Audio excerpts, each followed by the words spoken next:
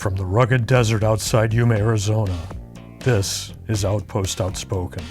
Outpost Outspoken is the official podcast of U.S. Army Yuma Proving Ground, which conducts natural environment testing of military equipment in Arizona, Alaska, and the tropics. Welcome to Outpost Outspoken. I'm your host for this segment, Ana Henderson. Yuma Proving Ground is home to Yuma Test Center, which tests equipment that goes into the hands of the warfighter. Ashley Lochetto, a test officer with the Munitions and Weapons Division, and the 2021 Yuma Test Center Employee of the Year, joins me. Congratulations on the honor. What was your reaction?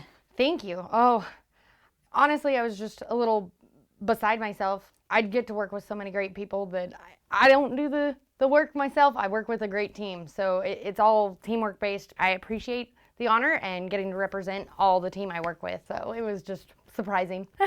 I mean, I feel like you can win Employee of the Year based on your personality because you have such a bright, warm personality. Now, you're a mechanical engineer specializing in explosive engineering. What led you to this career field? I grew up in a medical family, so it was always, you're going to college. But it was very much like, hey, be a doctor. And I decided, no, I'll help maybe save people from bombs and IEDs and stuff like that. So I was all about learning about explosives from a real young age. I went to New Mexico Tech, and they were more interested in, teaching me how to reverse engineer IEDs and shoot weapons and that sort of thing. So it was far more technical on this side of the realm rather than focusing on how people get hurt. What was your first job out of college? Because I know that you have an interesting road that led you to YPG. So I graduated college and I had always worked with schools, high schools, elementary schools, that sort of thing in New Mexico for STEM outreach. And so I got to interview and have the opportunity to work for Lego Technologies. So I got to teach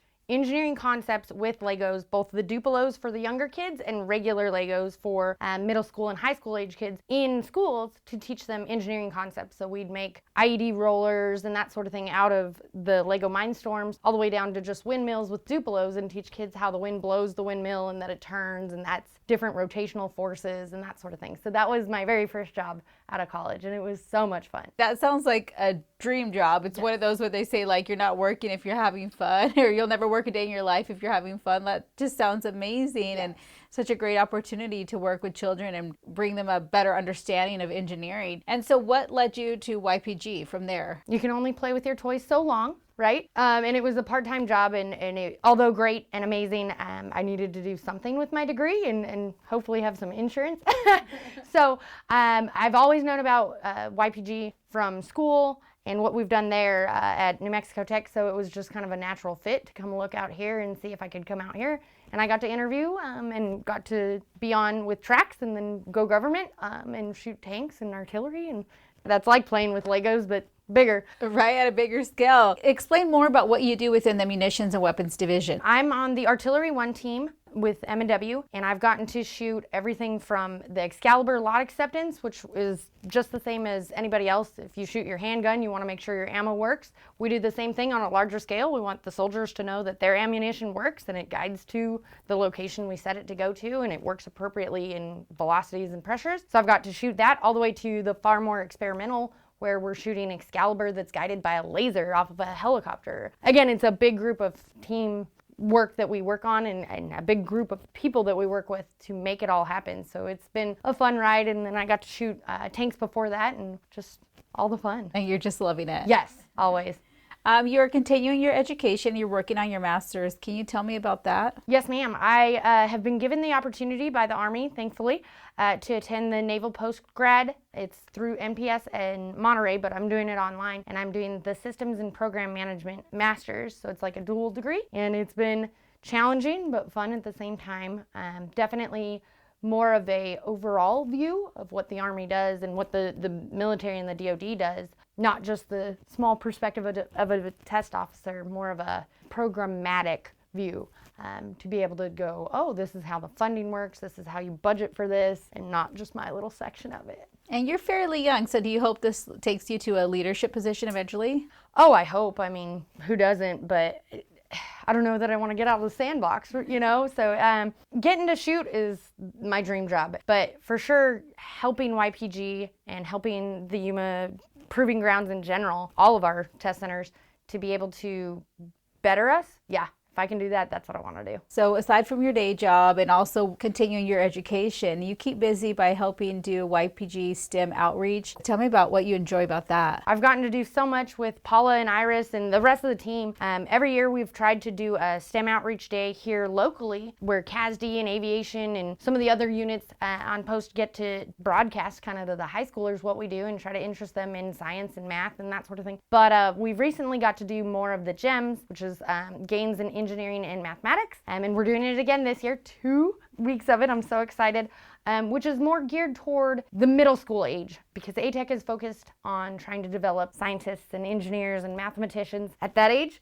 all the way up, and focus us to the future of our technologies and our education system and where we should hopefully be going. So we are going to be able to present to them this year how to build a human lung with a plastic water bottle and squeeze it, and you show the lungs are increasing in pressure and gaining that air in. But we get to show them, water balloon ballistics. We get to teach them how to make s'mores in a solar oven, all sorts of cool stuff, dissect frogs. So it's just another way to enhance our community, in my view, because the community is what you make of it, right? And I think being a rural community, we need to definitely push science and engineering. We're a rural community that grows a lot of stuff. Agriculture is science like no other. And now that they're using a lot of sensors to do, this is where this tractor is, this is what we're spraying on that field, let's bring it into that and show them, hey, we have sensors that go on airplanes and this is what we drop and these are, censored rounds we shoot. It's just kind of linking the community to what they do and what we do and how to bring it all together. Well, if anybody can make a complicated subject like math and engineering and science exciting, it is definitely you, because you just have that presence about yourself and the energy, and I'm sure you really connect with the kids. Well, Ashley, lastly, what do you love about your job? I don't know how better to say it. I get to work with the best people. Truly, it's a family out here, it's teamwork, and I couldn't do it without them. So this isn't my award, it's the YPG team award. And it's just our mission and what we get to do for the soldiers and seeing soldiers beyond the systems and go, wow, you guys get to do really cool stuff, and thank you for making sure we get good stuff. Thank you for your time and for the great work that you do, and congratulations again. Thank you, and thank you very much for this opportunity.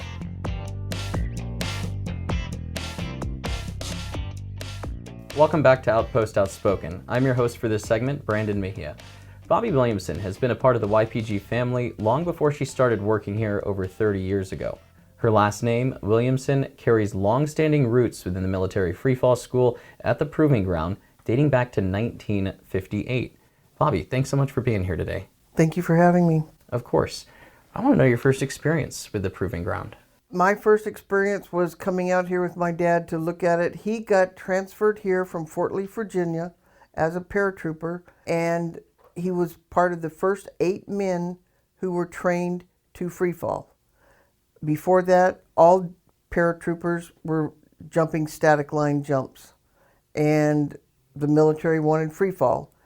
It was a great group of guys. They obviously had to have nerves of steel, because the first ones to jump out of a plane and just keep falling for several thousand feet. They were jumping over 20,000 feet with football helmets on, jump boots, or in my dad's case, Converse All-Stars, because he was 6'8" and wore a size 16 shoe. They didn't make jump boots that big yet. They went to junkyards to get altimeters and whatever else they could get. They went all over car junkyards, boat junkyards, every place they could to start collecting the equipment they needed because the military didn't have it yet. They have come a long way. And to hear your dad being a part of this program for the first time, did it kind of raise any concerns with you in the household, with your mom? And thinking, he's going to be jumping out of planes. I don't think we realized what free fall, the high altitude, low opening jumps were. We just knew he was jumping, and jumping a lot. Probably sometimes 10, 12, 15 times a day. They would jump, go pack their parachutes and come back and jump again. Or had spares already done, somebody else packed them. They were all riggers, so they were parachute packers as well as jumpers. And they just did it all the time. I got to go with him sometimes to work when I wasn't in school, and I got to hang out at the Phillips Drop Zone and watch, and it was a blast. It was just fun. And what was the impact of these 8 men on what would be today the military free fall? They were the beginning of what these guys are doing. After they were proficient and actually really very good, they could land pretty much on a dime. They had to learn accuracy, where exactly they were going to land. So a lot of practice, a lot of practice. That's why they jumped so many times. Then they started training other people in the military, specifically the Army, from Fort Lee, Fort Bragg, and Fort Campbell. And they trained these guys, and this has, from that, just continuing, it just kept getting bigger and bigger and bigger. And this is now the premier free fall school in the United States. Starting back in 1958, this is what has become of it. It must have been a successful program. Absolutely. And to carry his last name, how does that resonate with you and seeing the impact he had? I'm very proud of what Dad did. And he, and all of these guys, because I knew every single one of these people and their families. And it was a great, great group of people. They were dedicated. They hung out together. They did everything together. When you came out to YPG as a 7-year-old, did you expect yourself to still be here today and have this story to share? No, of course not.